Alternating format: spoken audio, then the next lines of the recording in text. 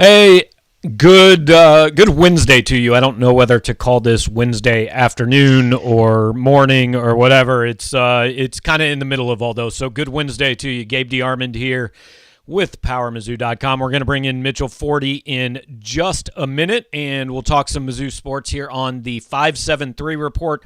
We're brought to you, like we are every week, by the good people down at 573 Tees. You ought to know them by now. They are your official retailer of, I don't know if retail is the right word. It seems like it is. But they sell all your Mizzou gear that you need. They sell some Power Mizzou gear. They've gotten involved with NIL with a lot of Missouri players, including what we want to highlight this week, which is Chad Bailey, Missouri linebacker, is selling a shirt through 573 Tees that 50% of the proceeds go to Coyote Hill, another organization that I've gotten to know pretty well over the last couple of years and that we've worked with a little bit. It's foster children and kids in need in the Columbia area. So Chad Bailey at least trying to dispute the myth that name, image, and likeness will completely destroy college athletics, doing something good with a little bit of his money. So if you go to 573tees.com, you can check that out. You can buy stuff online. You can also go down to their physical location in downtown Columbia between 9th and 10th Street in Alley A. As promised, we bring in Mitchell Forde, who, to my knowledge, does not yet have his own line of clothing, but it's a long off season, and who knows what could be in the works. Yeah, maybe by the time we get to the summer, the NIL will have expanded to the journalism realm. I guess we could. It's not like anyone's stopping me. I think the demand is more the issue. Yeah, I don't think there have ever been any rules against us capitalizing on our likeness. Just no one wants to offer us anything for our likeness. So kind of weird time of year where, I don't know, Mitch, it seems like something's happening every day, but then it also kind of seems like really not that much is happening. Like, there are these minor little details every day, but none of it's like big news, really. Right. Yeah, we've got some assistant coaching stuff and transfer stuff. Someone's always transferring every day. But yeah, no, nothing too major. Obviously, in the midst of basketball seasons have both restarted since the last time we talked to everyone, both men's and women's.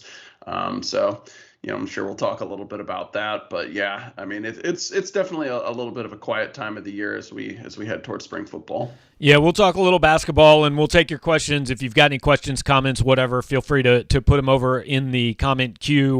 We see those. We'll let them build up and then kind of spend the last few minutes of the show talking about that. But I think we should start football stuff because, honestly, like, that's the thing that more people are into, even in this time of year where they're not playing football.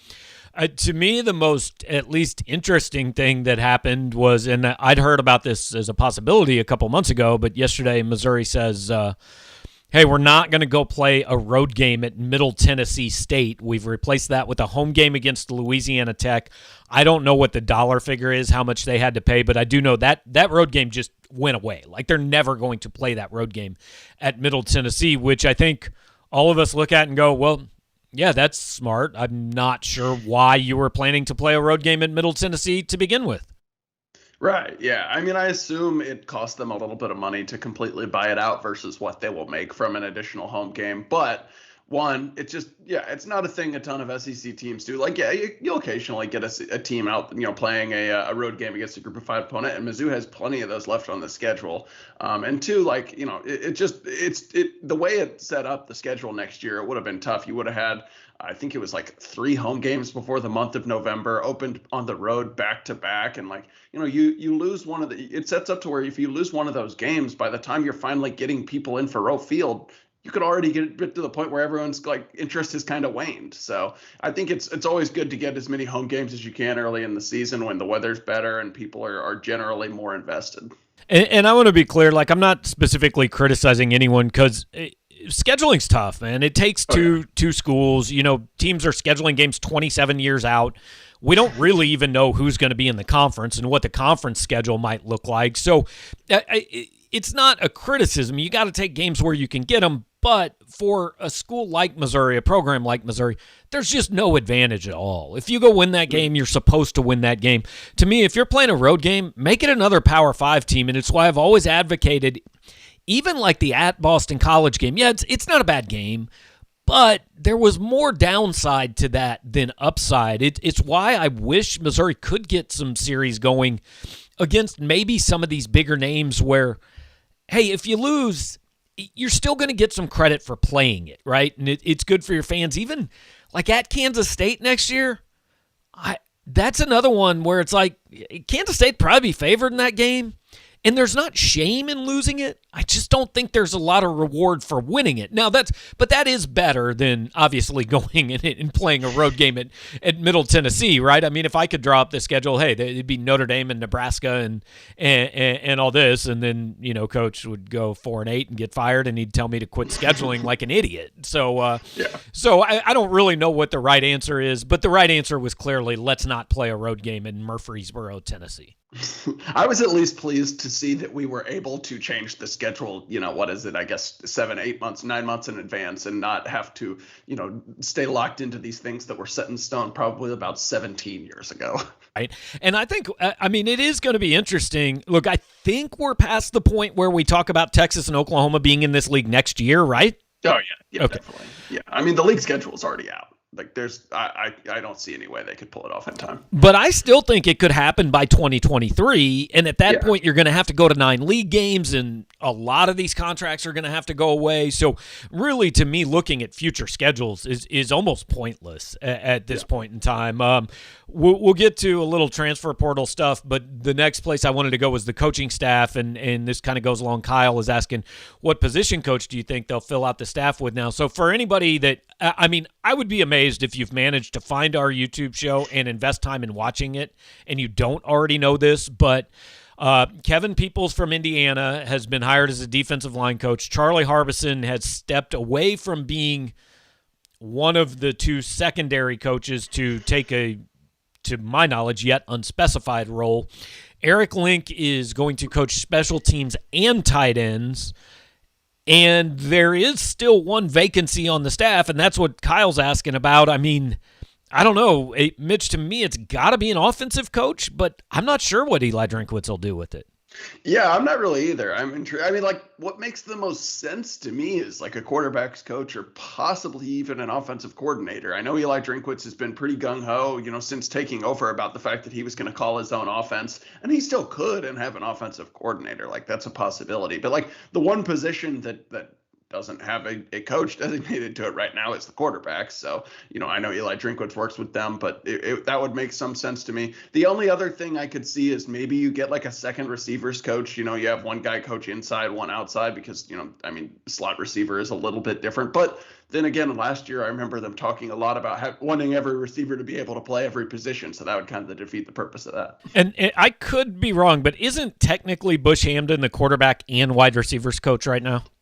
Yeah. I mean, to my knowledge, he's never actually works with the quarterbacks, but yes, I think he is listed as that. Yeah. So I could see a designated quarterbacks coach that you bring in and make him like the passing game coordinator in title right now. Let's be clear. Eli Drinkwitz, like you said, he's calling the plays. He is going to be in charge of the offense. And I know a lot of people say that he needs to hire an OC or whatever. If you want to hire an OC and name that does some of the Tuesday and Wednesday stuff and all that, fine. But, Dave Matters made this point, and I fully agree with it. You hired Eli Drinkwitz because he's a good play caller, because he's this offensive, whatever word you want to use. But that's his background. So if you then tell him, well, you probably shouldn't do that part of the job, then why did you hire him? I mean, that's why he's here. You let him do that part of the job. Mm-hmm. Yeah, and I somewhat understand some of the people arguing that, maybe he needs to delegate some more responsibilities. He might have too much on his plate because he is so involved in recruiting and, offensive coordinator, quarterbacks coach, head coach. But yeah, I mean, I think you can take away a few things without taking away the things he is best at, which seem to be, calling an offense and recruiting. Like that should continue to be parts of his job. So yeah, maybe it's someone who like works with the quarterbacks more on the daily basis in practice, who's in charge of doing some more game planning stuff like that. But yeah, I don't think he has any interest in giving up the play calling, and I think it would be silly for Mizzou to try to like force his hand. And I wouldn't be opposed to, honestly, you go hire the guy, whatever position it's for, that like, I got a couple kids in the portal that I know pretty well. I Yeah. mean, I that's kind of the way it's done, right? I mean, years ago when Kansas State hired Bob Huggins as a coach, and he brought, you know, I can't even remember, Bill Walker and some other kid with him. But LSU just hired Robert Steeples, and they're magically somehow going to end up probably with a pretty good defensive tackle with 3 years to play because of it. I wouldn't be opposed to anything like that. I don't know who that guy is. I don't know what position. I mean, Missouri needs some tight ends, it seems to me, because they're rapidly dwindling on the roster. I don't know if you hire a guy because he tells you, hey, I've got a tight end that can come with me. But, you get the point. I don't think that would be the worst approach to hire a guy that can bring you a couple. Yeah, a couple points. One, unfortunately, we don't have a mysterious, unnamed offensive position coach hot board ready because, well, we don't know that many assistant coaches and we don't know what position he's going to coach. So sorry about that. We'll just kind of see who it is when we see. But yeah, the tight end is interesting. That's another thing that has happened here over the past couple of days is Nico Hayes no longer on the roster, which means that Mizzou no longer has a tight end on its roster who has caught a pass in college, which seems slightly problematic. Yeah, and look, there are a million. Well, is that connected to Casey Woods leaving, and do they need to hire a tight ends coach before they can get another tight end? I don't know. Look, I've said this on our message board. I'll say it here. They thought they were getting the kid from Cal. We thought they were getting the kid from Cal, and then he apparently got his NFL grade back, and he declared for the draft. So I think that kind of threw a loop into things. I still think, and we'll go ahead and get into some of these questions because I want to keep it all football, and then we'll hit basketball at the end. But Magic Man wants to know, would you say they need to bring in a defensive tackle, linebacker, running back, tight end, and wide receiver? And would you say that we need size and speed and players that play with intensity? Yes, those would all be good things. I think they should bring in talent. But as far as positions, they have to bring a tight end in the transfer portal, I think. They seem certainly to want to bring a linebacker in. They've got an offer out to Nate Pete, the Rockbridge running back who's been at Stanford for 3 years, and that's one that kind of looks to me like the Mekhi Wingo thing looks like. I don't really think Missouri offers him 12 seconds after he's in the portal, and I don't really think Nathaniel Pete gets in the portal without maybe having a pretty good idea that he's got a chance to come back home. So I think those are the three spots, linebacker, tight end, running back, that I think we feel pretty confident Missouri will add somebody at. Yeah, I would agree. Defensive tackle is a possibility after Wingo left, and I could be wrong. Have they offered anyone since then? I don't know. I get confused as to the timeline of when all these offers come out. But I mean, like, it wouldn't shock me anywhere on the defensive line if they added one more guy. But yeah, I absolutely think tight end priority number one by far. And maybe that's something that waits until after spring football. Maybe for most of the people who were going to declare have declared kind of in this wave, opted or entered the transfer portal, whatever. And although Alabama did just have the one go in there, I know people are excited about him. Probably Missouri doesn't have a great shot, but you never know. So maybe they wait until after spring football for that. Running back, like you mentioned, Nate Pete would seem to be the contender there, and then linebacker, we'll see. They've offered quite a few guys, but I don't believe any of them are still uncommitted. I think everyone they've offered there has found a home. Then Phoenix Knight Flame as kind of a two-part question. I'm just going to put up the second part. Can Drinkwitz pull off another coup and get the USC QB Jackson Dart? Or do you think they believe they have the starting quarterback for 22 already in the room? So, look, my information is that they're likely not going to get Jackson Dart. And honestly, I don't really even know if they're pursuing him. So far, correct me if I'm wrong, Mitch, we haven't seen any actual quarterback transfer quarterback say he has gotten an offer from Missouri. Is that? Yeah, I think so. I don't remember the exact deal with Spencer Rattler. I don't think he tweeted out offers. Maybe he did. If he did, Mizzou wasn't mentioned from him. I think it was just reports, including us, saying Mizzou might have some interest. But yeah, I don't think there was an offer extended that we know of there. So, and that would have been the only possibility. Yeah, Rattler was one of those kids who his list changed every day, and there was about a 1 day period where Missouri was on that list, and Missouri was at least interested. They were at one point going to talk to him. I don't know if they ever did. They did talk to John Reese Plumlee. I don't think they did so as a quarterback. I think they did so kind of as a kind of Swiss Army knife, all-purpose weapon. But this is, and I answered this in a way in the mailbag this morning. I said, we always do this with recruiting, and fans especially do it with recruiting. What do we need for the team next year? The truth of the matter is, for the most part, like, yes, 2 or 3 holes, okay. But for the most part, if you were recruiting to be a good team next year in January, it's too late. You've got too many holes. It's not going to happen. The coaches have to look 2 or 3 years down the road. Now, the portal has changed that a little bit, obviously, but Eli Drinkwitz has to manage the quarterback situation for the next 3 years, not for the next 8 months. And we've said since the beginning, you've got to be careful about who you bring in, because who you bring in could chase off Brady Cook or Tyler Macon, and it could make Sam Horn look at this and say, hang on, what about all that stuff you told me during the recruiting process? Like, you can't just go compiling stars out of the portal, because it's probably going to wreck your locker room, to be honest. Right. Yeah, it's complicated, and I don't envy the job. Maybe envy the paycheck a little bit, but not necessarily the job coaches have managing rosters right now. It's not as simple, and a lot of people say this. It's not as simple as just stack talent and figure it out later. I mean, you can kind of do that when you're recruiting within high school classes, but when you start bringing in guys from the portal, yeah, that usually causes an equal and opposite reaction in terms of someone else or multiple someones entering the portal, especially when you're talking the quarterback position, because as we know, only one guy can play there. So, I mean, clearly Eli Drinkwitz, and we've said this for a while, and I think maybe just some people haven't wanted to believe it, but he's not gung-ho on adding a quarterback to this class or to this roster via the transfer portal. It is going to have to be someone who would be like a can't-miss guy with a couple years or 1 year of eligibility left. And yeah, there's going to be some more transfers after spring, but there's not too many more possibilities at this point. Right. And,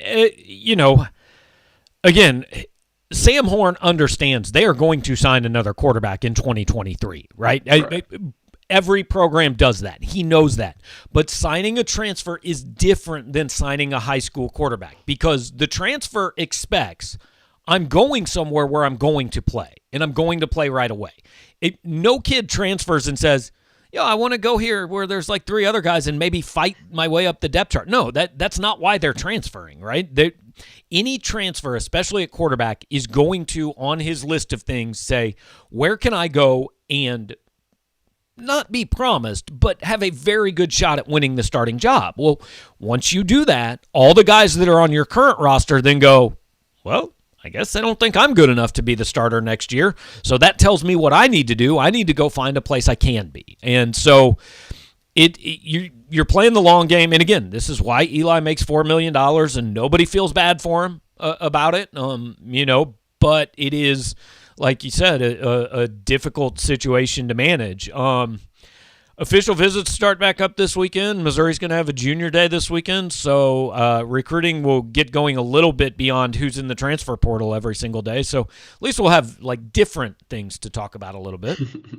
Yeah, we'll start to familiarize ourselves with the 2023 class, which seems kind of wild, although Mizzou does already have a commit in that class. But 2, I think, yeah. Do they? Yeah, well, crazy.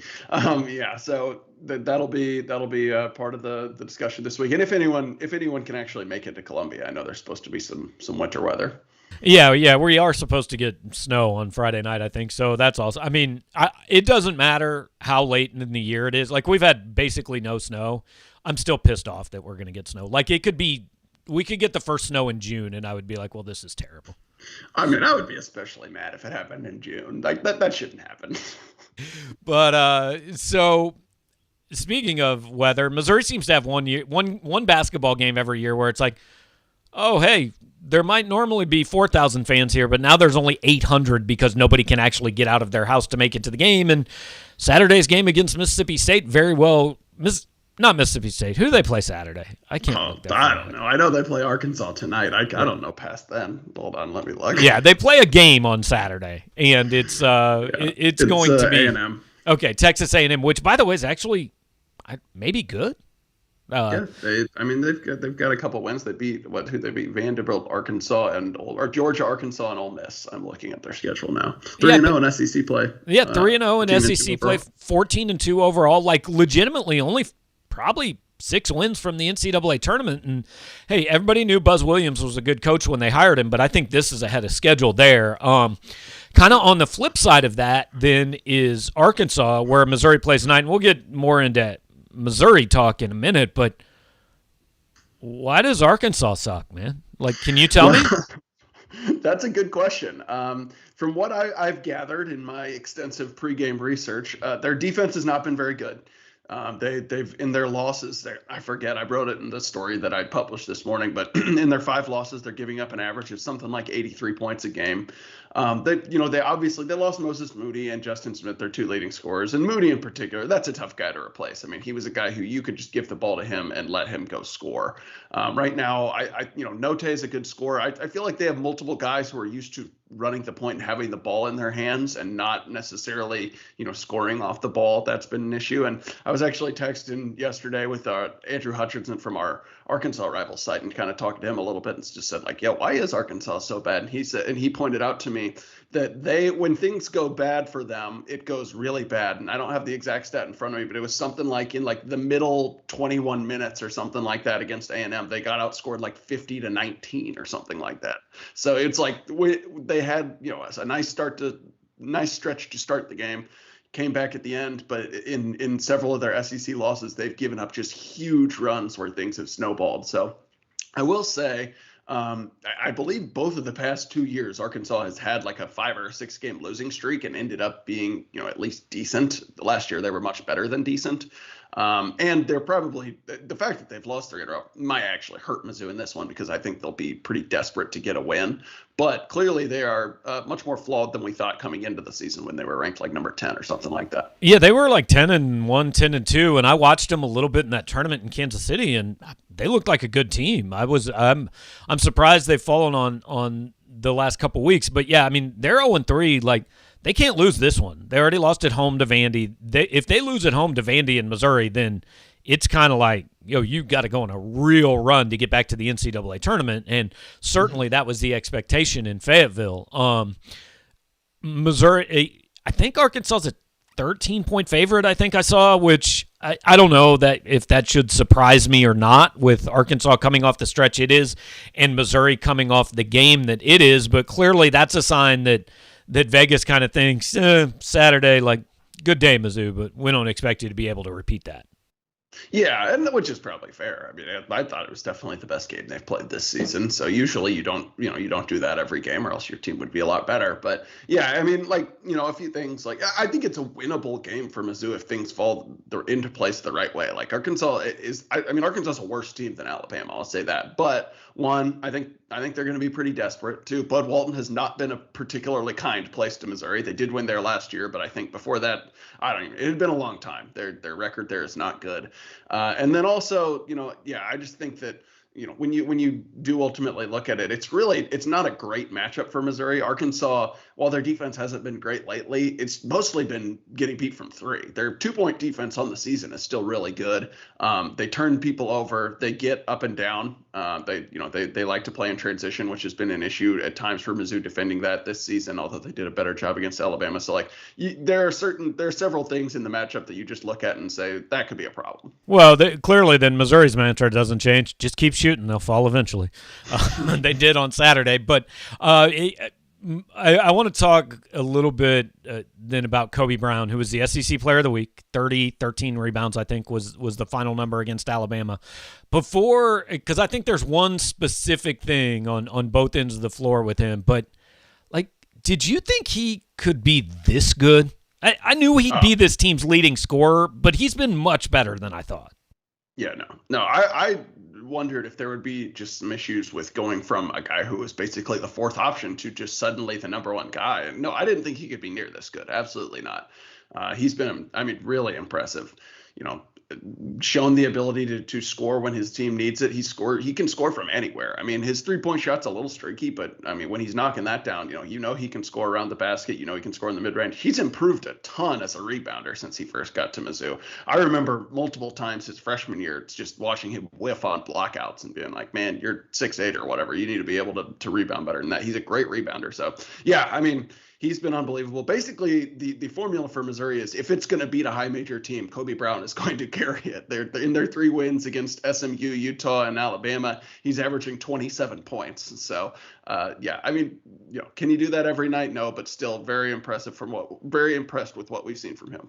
Well, and as far as Kobe's 3-point shooting, I do want to be transparent here and say it was less than a calendar year ago that I was telling you that if Kobe Brown continued to shoot threes, I thought Konzo Martin should threaten to maybe cut his hands off so that he could not do so anymore.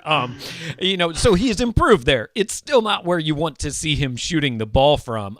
And I think before I kind of make my major point on offense, I want to say, like, I think it was Kim Anderson said at one point, like, somebody has to lead the team in scoring, right? So I think there is a fair discussion to be had whether Kobe Brown can be the lead guy on a good high major basketball team. I'm not sure that's the case. I mean, he's having a phenomenal year. He's better than I thought, but you can also look at this roster and say, but part of the problem is that he has to do that because there's nobody else to do it on this team.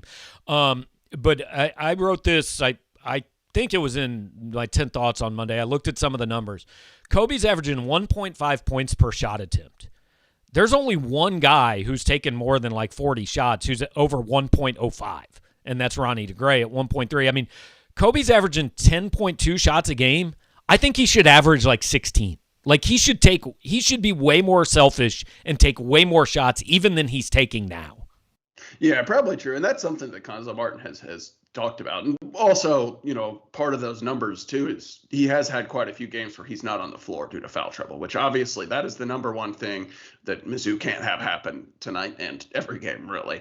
But yeah, I mean, like, would he put up these numbers on a better team? Probably not. But I do think he's a guy who, I mean, like, he could still be a very, very effective best player on a good team. And I think having a little more help around him would make him better. I mean, because as you mentioned, he's not a very selfish guy. He's okay with passing the ball. If you were to get like another, a true 5 on the team who could actually guard the opponent's big guy and not have him have to do that on the defensive end, if you were to maybe, get a couple more shooters around him on the wing so that when he's doubled, he can kick it out. I mean, he's a guy who could easily have, 3 to 5 assists a game.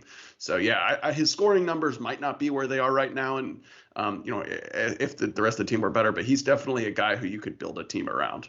So what about this comp? A lot of people were asking during football season, how good would Tyler Beatty be if we had a passing game? Well, he'd be good, but he would have been less productive because he would not have gotten 897 carries. I mean, the fact that Tyler Beatty ran for 1,700 yards this year, like, great for him, and he had a good year, but it's not taking away from the year he had to say it's a bad thing that Missouri needed him to do that. And I kind of look at Kobe Brown the same way. Great year, but it's kind of a bad thing that you need him to have 27 and 12 rebounds in these games. Yeah, no, I think it's pretty similar. Like with Beatty too. Beatty, like his year was impressive, and obviously, Kobe Brown's not setting school records. I don't want to minimize what Beatty did at all. But yeah, no, a healthy offense is not asking him to run the ball 42 times a game or whatever he had against Arkansas. I mean, like he was like second or third in the country in rushing yards. He was also up there in the top 3 in carries. It wasn't like he was more efficient than anyone else. And yeah, he showed he could do some things that more consistently or keep his explosiveness on more carries than before. But I would say, I guess I'm a little more surprised by Kobe Brown just in the fact that I didn't know he could do as much of this stuff. Obviously, I didn't know if Tyler Beatty could do it that much at that workload without getting hurt. But yeah, I think Brown is a little more surprising to me. Well, and you mentioned the defense, and we'll kind of wrap up with this. So on the surface, it's shocking that Missouri beat Alabama, right? And it still is, despite what I'm going to mention next. Here is how we should handicap every Missouri game. Look at the opposing big man, because Alabama had an opposing big man that frankly defies physics. He was 7 foot 225, and he looked closer to 125. I mean, he was the skinniest person I've ever seen, and he missed 3 layups in the first 2 minutes. But the point is, they did not have a big man that demanded Kobe Brown guard him, which allowed Kobe Brown not to pick up 2 fouls in the first 5 minutes, which allowed him to stay on the court, which allowed Missouri to be better. Every game in which the other team doesn't really have a traditional big man, I think Missouri has a chance to stick around because of that. And every game they go up against Kofi Coburn, Oscar Tshiebwe, even David McCormick, I think they're dead because they're going to put Kobe Brown on him, and he can't guard those guys, and he's going to get fouls, and their best offensive player is going to be off the floor. Yeah, I think that's a big part of it for sure. I think, Jalen Williams at Arkansas is bigger than Kobe Brown, but he at least plays a little more like Kobe Brown. He's not a guy who's going to back you into the post a ton. They use him a little more spread out. That said, Eric Musselman's a smart coach. I'm sure he's watched film and will probably, make an emphasis to try to get Kobe Brown in early foul trouble. I agree. I think that is one of the biggest keys, along with, making shots is important, but that's not something you can see going into the game, like you're saying. Well, I just want to say that Eric Musselman has watched film, and making shots is important. That's why we pay you the big bucks and have you on here every week, Mitch. Yeah, that is high-level analysis, I know. All right, so Mizzou, Arkansas tonight at 8 o'clock. Mizzou, A&M, we've decided 2:30 on Saturday. I don't know. The women's basketball team plays a couple games. Recruiting gets going again. We'll talk about all things. We're back here on a weekly schedule every Wednesday. So I don't know, Mitch, anything else you want to talk about? Nah, I think we hit it all. Good deal. We'll let you go. Full coverage tonight of the game. Thank Mitch for joining us. Thank all of you guys for joining us here. We will be here again every Wednesday with the 573 report, except for we'll probably change the schedule first week in February because the signing day is going to be the first week in February. So we'll probably go push it back a day that week. Other than that, we are here with you. Brought to you every week by 573Tees, 573tees.com. All of your gear. They got hats, they got shirts, they got anything you want. They got Mizzou gear, they got Power Mizzou gear, they got Columbia gear, stuff from all over the state. A lot of NIL stuff. Mentioned the Chad Bailey shirt that is benefiting Coyote Hill and foster kids in Columbia. So all kinds of stuff. We encourage you guys certainly to check out 573Tees. They've been a great partner of ours, and I know that a lot of you guys have supported them. We certainly appreciate that. So today, please continue to do so.